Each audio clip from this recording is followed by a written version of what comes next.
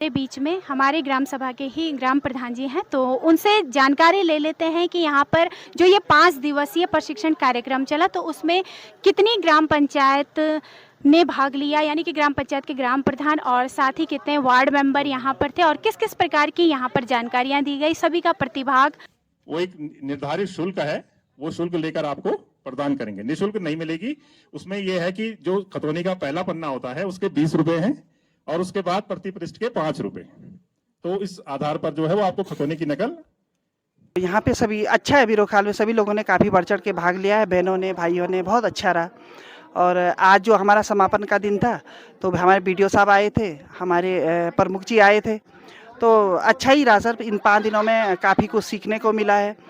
नमस्कार साथियों, कैसे हैं आप? बताइएगा ज़रूर। तो मैं हूँ दीप्ति कंडारी और मैं स्वागत करती हूँ आप सबका देवभूमि उत्तराखंड के जनपद पौड़ी गढ़वाल विकासखंड बीरोखाल ग्राम नौगांव से। तो अभी इस वक्त आप लोग देख सकते हैं मैं अपनी ग्राम पंचायत नौगांव में ही हूँ और आगे की तरफ आप देख सकते हैं। तो अभी कुछ दिन पहले ही मैंने जो वीडियो अपलोड किया था तो पीएलसी सेंटर के बारे में वहाँ पर आप लोगों को बताया था, जानकारी दी थी कि यहीं पर हमारी ग्राम पंचायत नौगांव में इसका उद्घाटन हो गया है। तो आज वहीं पर 5 दिवसीय यहाँ पर ये शिविर चल रहा था। यहाँ पर ट्रेनिंग यानी प्रशिक्षण कार्यक्रम तो आज यहाँ पर संपन्न है और इस दिन यहाँ पर जो भी नवनिर्वाचित हमारी ग्राम पंचायत से या ग्राम सभाओं से जो ग्राम प्रधान है, वार्ड मेंबर हैं, उन सब ने यहाँ पर प्रशिक्षण लिया और आज संपन्न दिवस पर यहाँ कई विभागों से कर्मचारी, अधिकारी यहाँ पर जो अपने-अपने स्तर से जानकारी दे रहे हैं कई योजनाओं को लेकर के, तो उनसे भी हम बातचीत करेंगे। तो आप लोग बने रहिएगा हमारे साथ-साथ। और जो आप लोगों का आज तक का अनुभव है, आपने प्रशिक्षण में क्या किया, क्या सीखा, उसका सारा विवरण उनके पास उपलब्ध रहेगा। तो डॉक्टर हेमा जी, आज के कार्यक्रम के मुख्य अतिथि हमारे ब्लॉक प्रमुख जी और पंचायती राज से हमारे बीडीओ साहब, ईडीओ साहब, सम्मानित पंच, नवनिर्वाचित प्रधान जी और वार्ड सदस्य। यहाँ पे मुझे लगता है पत्रकार बंधु भी हमारे आए हैं, उनका भी स्वागत है। आज जो हम लोग 4 दिन, 5वां दिन है हम लोगों का यहाँ पर। 5 दिन से जो हम लोग आज 5वें दिन में जो हम लोगों ने 4 दिन में सीखा है, बहुत कुछ सीखा है और बहुत अच्छा भी लगा कि हमारी जो नई बहनें हैं, नए भाई हैं, उनको सीखने की लगन बहुत है। मैं बार बार आप लोगों को बोल रही हूँ कि 50% जो आरक्षण बहनों को मिला है, आप सब लोग बढ़ चढ़ कर इसमें भाग लें और सीखने की कोशिश करें। इस समय जो लोग नवनिर्वाचित बन के आए हैं, उनका सौभाग्य है कि सरकार ने आपके बनते ही सीधे प्रशिक्षण शुरू कराया है। पहले ऐसा नहीं होता था, पहले कई टाइम लग जाता था सर। पिछले साल लास्ट में हुआ सर ये, उसके बाद तो खैर चुनाव साल भर में हुए हैं।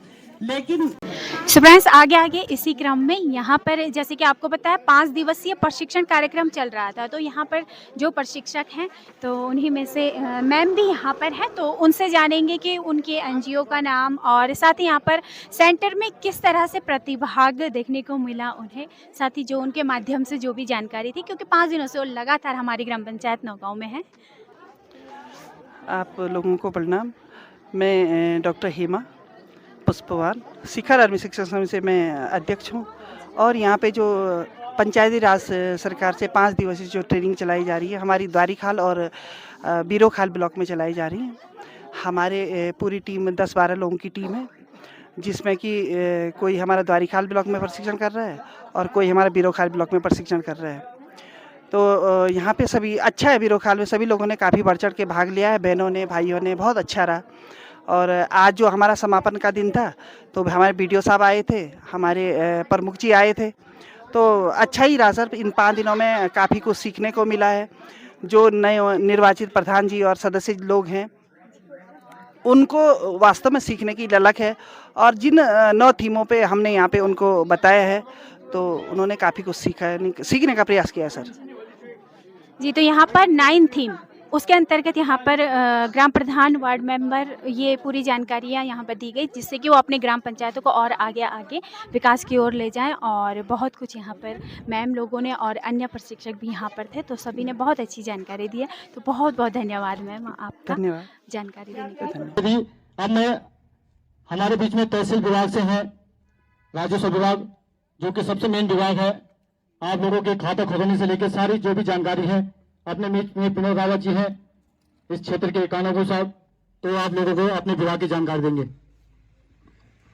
धन्यवाद अध्यक्ष साहब। सर्वप्रथम मंचासीन सभी अधिकारी और जेस प्रमुख साहब का मैं हार्दिक स्वागत अभिनंदन करता हूं, और साथ ही सभी जनप्रतिनिधि जो हमारे बीच आए हैं, आप सभी का भी मैं हार्दिक स्वागत और अभिनंदन करता हूं कि आप अपना अमूल्य समय निकालकर हमारे बीच आए हैं।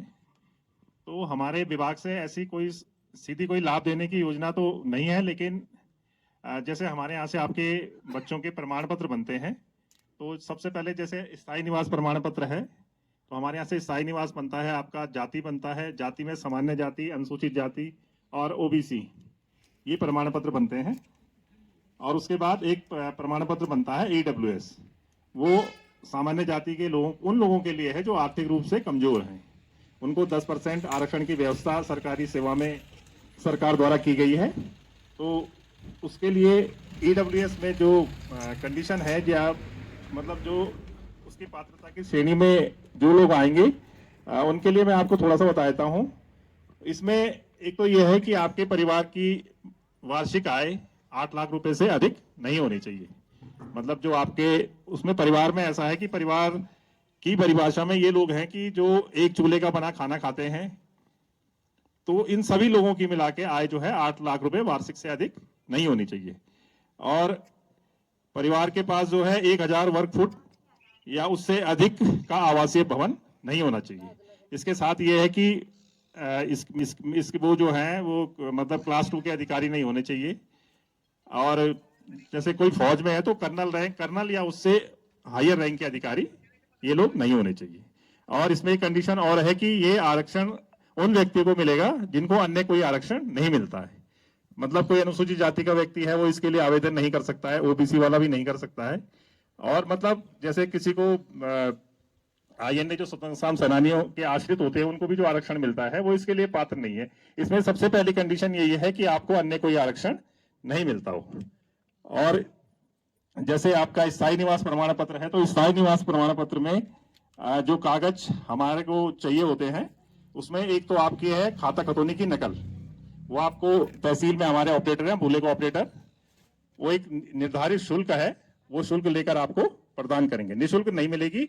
उसमें यह है कि जो खतौनी का पहला पन्ना होता है उसके 20 रुपए हैं, और उसके बाद प्रति पृष्ठ के 5 रुपए। तो इस आधार पर जो है वो आपको खतौनी की नकल जैसे आप जाएंगे, उसमें ये नहीं है कि आपको कोई इंतजार करना पड़ेगा। जैसे आप जाएंगे वहां अपना नाम बताएंगे, अपने गांव का नाम बताएंगे, यदि आपके नाम पे जमीन नहीं है आप अपने पिताजी के दादाजी का नाम बताएंगे, तो ये खतौनी की नकल आपको उपलब्ध करवा दी जाएगी। इसके साथ आपको परिवार रजिस्टर की नकल जो है आपको ब्लॉक से मिल जाएगी। और एक आधार कार्ड इसलिए लिया जाता है कि आधार कार्ड और स्कूल का प्रमाण पत्र, ताकि आप जो आवेदन कर रहा है उसके नाम में कोई डिफर ना हो पाए।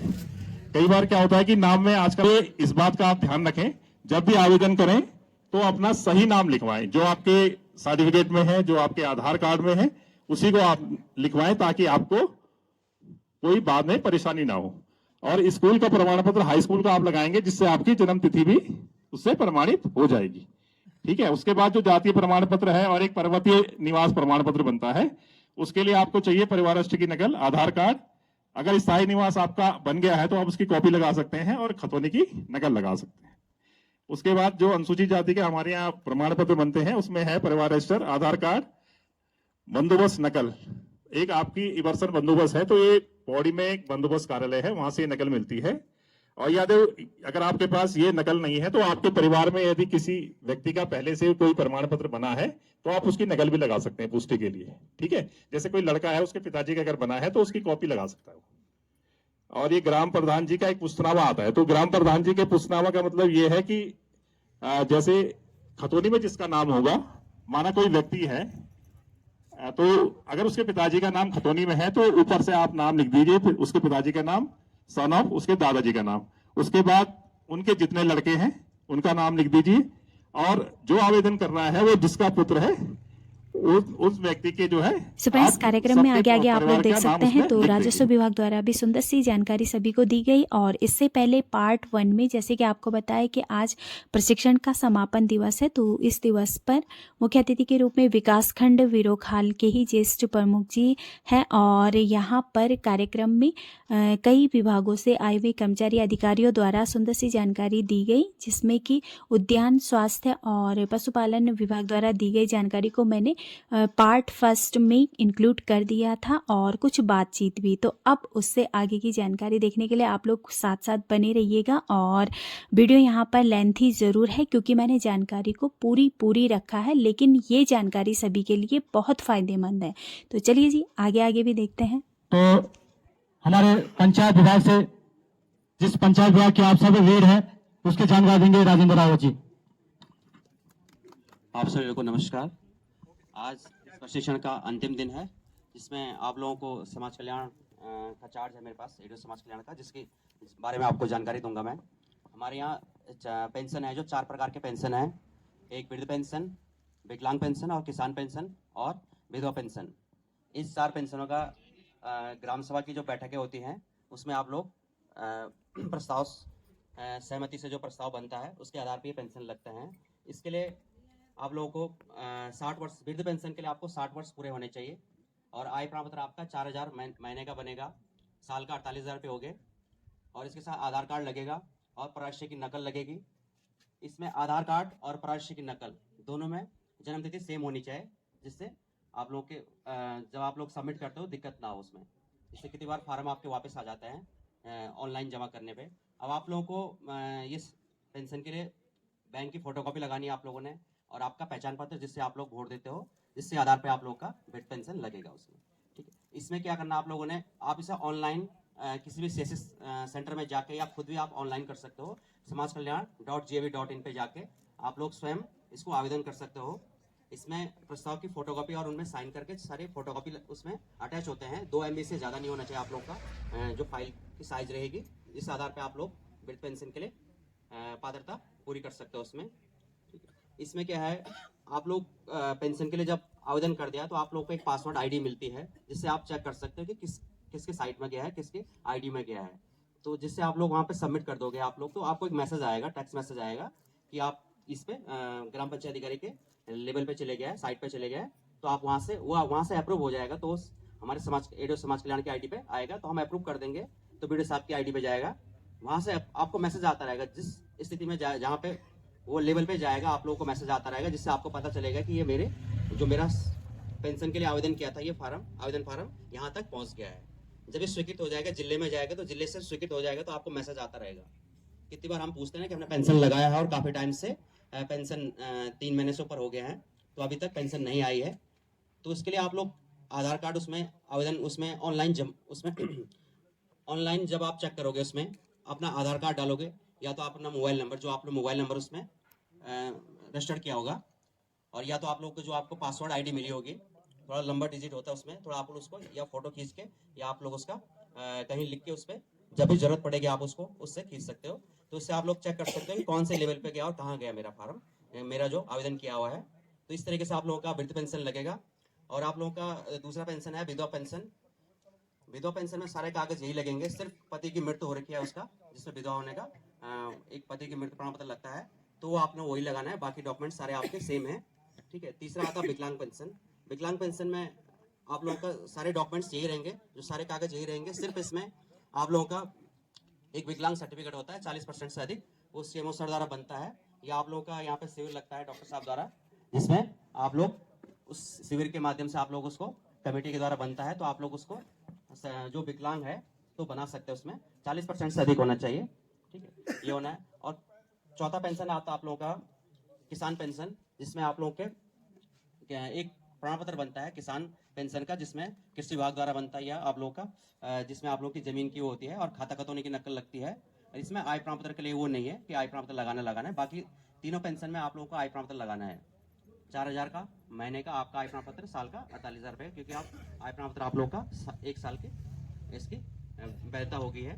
तो इसी आधार पे आप लोगों को ये चारों पेंशन लगेंगे। एक और है ये प्राइजन योजना है, जिसमें जिसके कोविड-19 में डेथ हो रखी है, माता पिता के जो अनाथ हैं उनके लिए प्राइजन योजना है, जिसमें आप लोगों ने उसकी साल की जो इनकम होगी वो 72,000 होगी, जो मतलब ग्रामीण इलाकों के लिए, और शहरी इलाकों के लिए 96,000 रुपये है।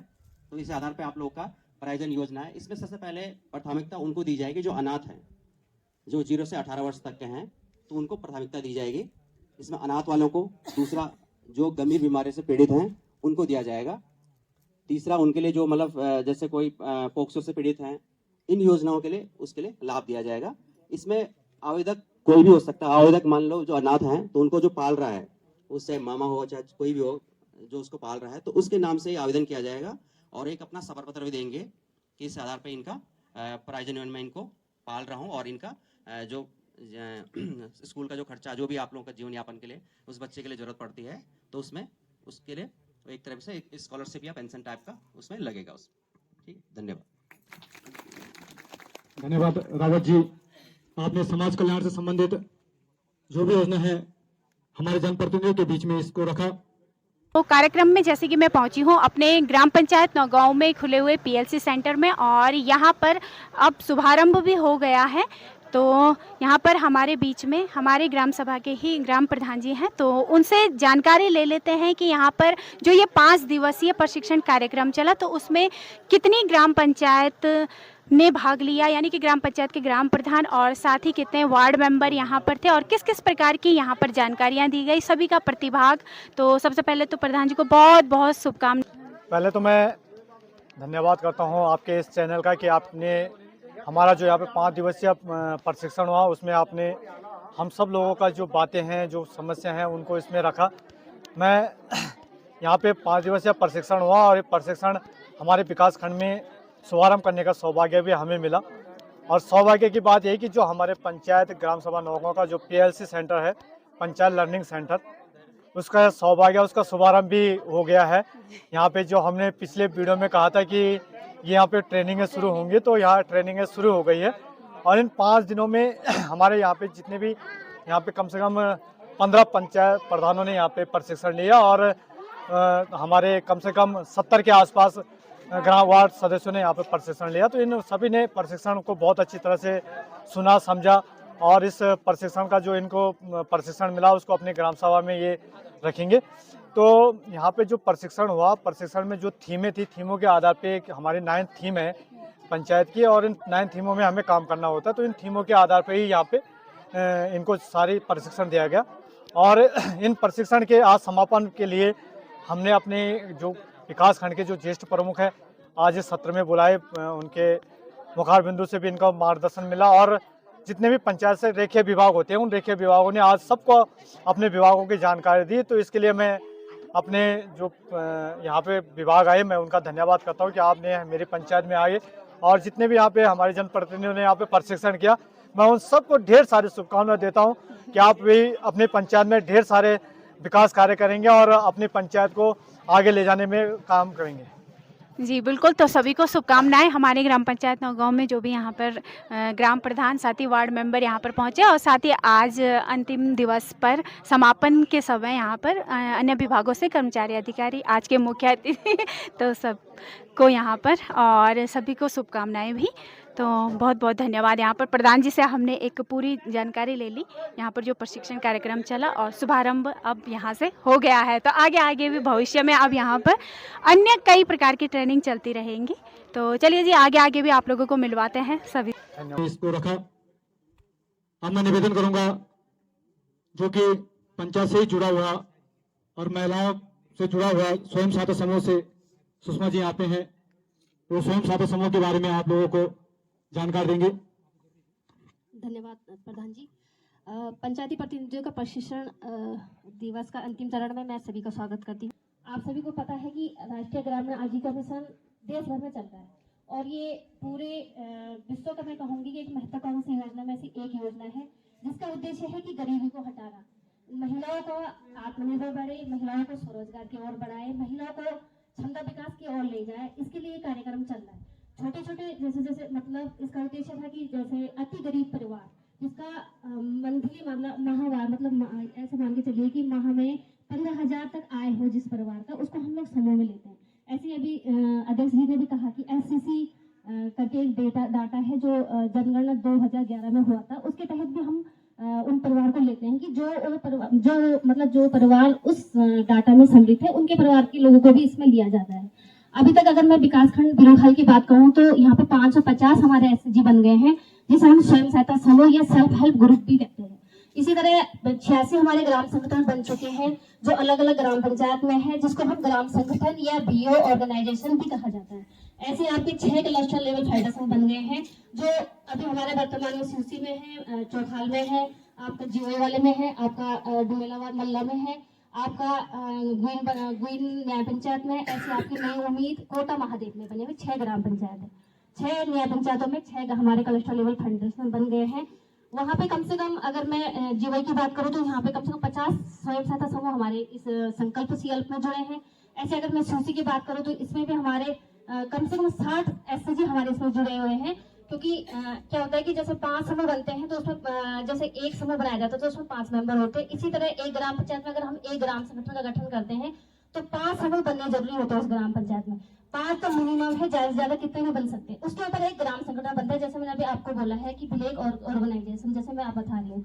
ऐसी आपका जो CLF होता है, पहले जो गाइडलाइन थी हमको कहा गया था कि जैसे पहाड़ी परिप्रेक्ष्य को देखते हुए, जैसे अगर मैं शहरी की बात करूँ तो 10 हमारे ग्राम संगठन जुड़े हैं CLF में। लेकिन अगर मैं पहाड़ी बात करूँ तो जैसे यहाँ पे बहुत दूर दूर एरिया है, तो यहाँ पे हम लोगों ने 5 नियमावली क्या कहते हैं 5 ग्राम संगठन हमने CLF में जोड़ा। लेकिन अब जैसा हमको बोला गया है कि आपका दूर दराज क्षेत्र है, बहुत सारे स्वयं सहायता समूह बन गए, तो आप लोग ऐसा करिए कि इन्हीं क्लस्टर में आप सभी को मतलब मैपिंग कर दीजिए। जैसे आपके जैसे सूसी में है तो सूसी में सूसी, आपका नौगांव, बंगार, आपका ककरोड़ा, आपका अकंडे आना था। लेकिन जैसे हमको बोला गया आगे से तो हमने उसमें बौराट भी इंक्लूड कर दिया है, इसमें आपका चंदौली भी है, सेरा भी है, तो बहुत सारे मतलब ग्राम संगठन आपके साथ जुड़ गए हैं। अब साप्ताहिक बचत को आप हमारे जैसे नियमावली का अकॉर्डिंग तो साप्ताहिक बैठक होता है, लेकिन महिलाओं ने कहा कि दीदी जैसे हमारे पास समय नहीं है, हम लोग एक मंथली बैठक कर सकते हैं। तो पहले स्टार्टिंग में हमने उनको बोला कि आप लोग साप्ताहिक बैठक करेंगे ताकि आपको ध्यान रहेगा। और हमारे उसमें जैसे 5 सूत्र हम लोग का जो आगे से बढ़ा हुआ कि 5 सूत्रों का परिपालन हमारी महिलाएं करेंगे। जैसे साप्ताहिक बैठक है, साप्ताहिक बचत है, साप्ताहिक लेखा जोखा है, साप्ताहिक ऋण वापसी है, मतलब साप्ताहिक दस्तावेजीकरण करेंगे। साथ साथ ये 5 सूत्रों का जो पालन हमारे समय कर रहे हैं वो कहीं ना कहीं सक्रिय रूप में कार्य करें। अगर वो महिलाएं जैसे सक्रिय भूमिका में आ गई हैं, उन्होंने 3 महीने तक लगातार इस तरह से काम किया, तो उनको एक रिवॉल्विंग फंड करके सरकार देता है 10,000 की धनराशि पहले स्टार्टिंग में मिला है। अगर जैसे यहाँ पे विकासखंड बिरोखाल में 19 और 20 में हमारा कार्यक्रम संचालित हुआ है राष्ट्रीय ग्रामीण आजीविका मिशन, तो हम लोगों का जैसे देखा जाए तो हम लोगों ने न्याय पंचायत गुइन से ही शुरू किया है समूह बनाना। तो स्टार्टिंग में आपके 3 महीने सक्रिय रूप से आप लोगों ने काम किया, पंचसूत्र का पालन किया, तो उसमें आपको 10,000 की रिवॉल्विंग फंड दिया जाता था। लेकिन 22-23 में वो फंड 15,000 हो गया है। अब वो पहले 20 था, फिर वो 25 के रूप में मिलने लग गया है महिलाओं को। तो वो इस फंड का जैसा उद्देश्य था कि गरीब महिलाएं हैं, 5 या 6 लोग हैं उसमें जुड़ी हुई, तो सरकार का उद्देश्य ये था कि अगर उन्हीं में से महिलाएं कोई स्वास्थ्य किसी का खराब हो जा रहा है, किसी की आर्थिक स्थिति बहुत कमजोर है, या कोई ऐसी महिला है, ऐसा परिवार उनमें अति गरीब है, तो वो 5 लोग तय करते थे कि इस पैसे को हम कहाँ दें। चाहे वो हमारे 50 पैसे के ब्याज में मिले या 1 रुपए के ब्याज में, वो अपनी महिलाओं को ही देते थे, उनका अपना डिसीजन था उसमें। ऐसे आपके जैसे ग्राम समूह, आपका एक ग्राम जैसे नौगांव में हमारे 5 समूह है, तो हाँ हमने एक ग्राम संगठन बन गया। यहाँ पे 375 आपको यहाँ पे धनराशि प्राप्त हो गया है। अब इस 375 से भी यही है कि आप लोग क्या करना चाह रहे हैं, क्या व्यवसाय करना चाहेंगे। सरकार का उद्देश्य है कि आप उस समूह से थोड़ा बाहर निकल जाओ, आप ग्राम संगठन को मजबूत करो, आप वहाँ पे ऐसा कैडर खड़ा करो कि आने वाले समय में ये प्लान रुके, ये गरीबी मिटे। और उसके बाद आज के इस प्रशिक्षण सत्र के समापन की ओर लेके चलेंगे। तो मैं निवेदन होगा खंड विकास अधिकारी महोदय।